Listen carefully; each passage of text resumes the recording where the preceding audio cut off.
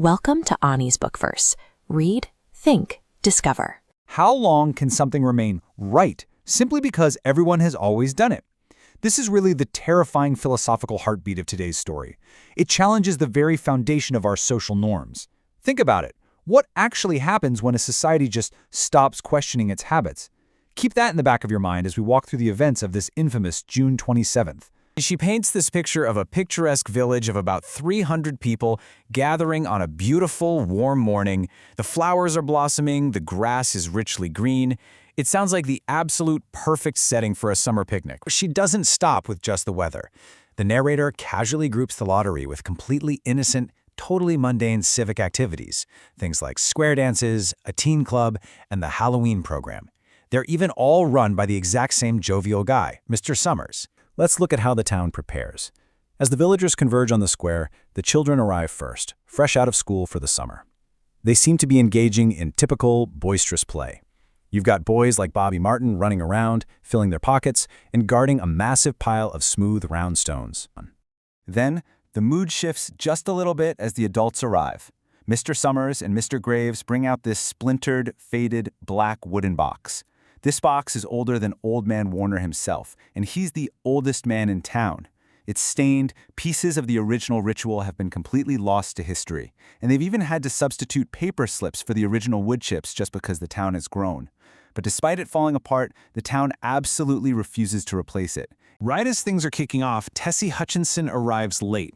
She throws her sweater over her shoulders and actually jokes to the crowd that she clean forgot what day it was because she was busy washing dishes. While the drawing is happening, whispers start circulating that other villages up north are actually quitting their lotteries. While Old Man Warner angrily defends the tradition, he quotes an old saying, "Lottery in June, corn be heavy soon." As Mr. Summers starts calling out names in alphabetical order, the pacing of the story just slows down agonizingly. You can literally feel the tension radiating. The sheer anxiety of the villagers begins to leak out. After this breathless pause that forces everyone, including us as the readers, to just hold our breath, the first round concludes. The men unfold their slips of paper. Suddenly, the crowd realizes Bill Hutchinson has drawn the marked slip. The tension just snaps. It's the Hutchinsons. And boom, suddenly, Tessie's lighthearted demeanor from earlier completely vanishes. She instantly panics and starts accusing Mr. Summers of being unfair. One by one, the 5 members of the Hutchinson family are forced to draw, and the tension reaches its absolute peak. Even little Davy, a toddler who literally has to be helped to draw his slip, takes a piece of paper. The children and Bill open their folded papers. Little Davy gets a blank. Nancy gets a blank. Bill Jr., blank. And finally, the father, Bill, opens his blank. Which, of course, leaves only one person. Bill Hutchinson actually forces the final slip out of his wife's hand and holds it up for the entire crowd to see. It reveals the heavy black spot made by Mr. Summers the night before. Tessie Hutchinson is the winner. The villagers, who just moments ago were casually chatting about tractors and taxes, suddenly grab the stones, the very same stones the children had carefully collected earlier that morning. They close in on Tessie in the center of the square. Someone even hands little Davy a few pebbles to throw at his own mother. The story ends abruptly as they mercilessly stone Tessie to death while she screams that it isn't fair. And here is the dark turn.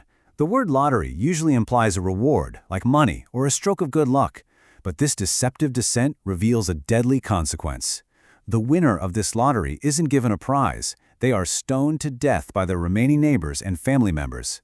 The sheer brutality of the twist completely shatters that picturesque summer morning we started with. So the crucial point here is that the real villain of this story isn't a dictator or a monster. The villain is the crowd itself. Individually, these people are perfectly neighborly, but collectively, they relentlessly maintain a murderous system simply because everyone else is doing it. It really comes down to a socio-psychological concept called the diffusion of responsibility.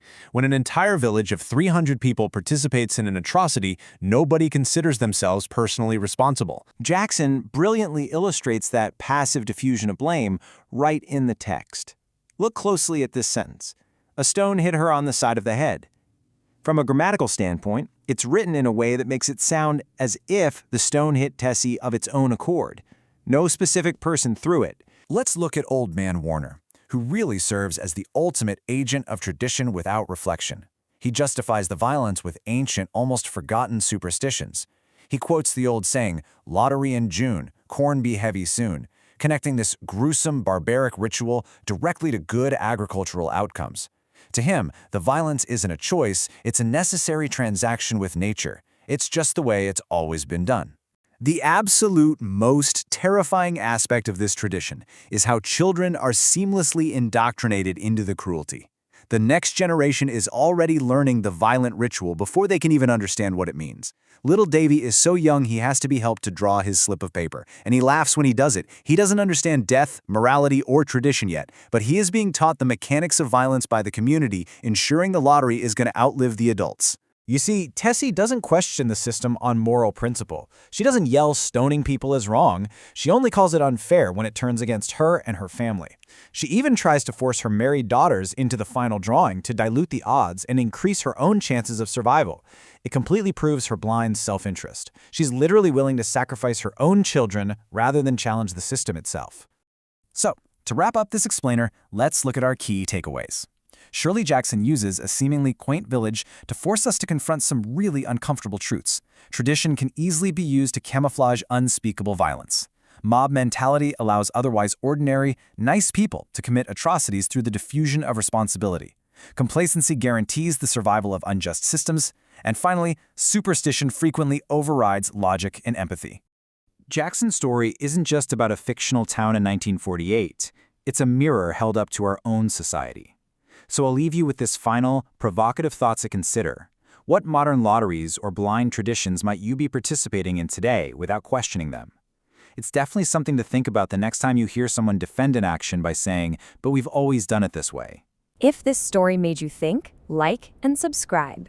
Tell me what we should explore next. Until then, read, think, discover.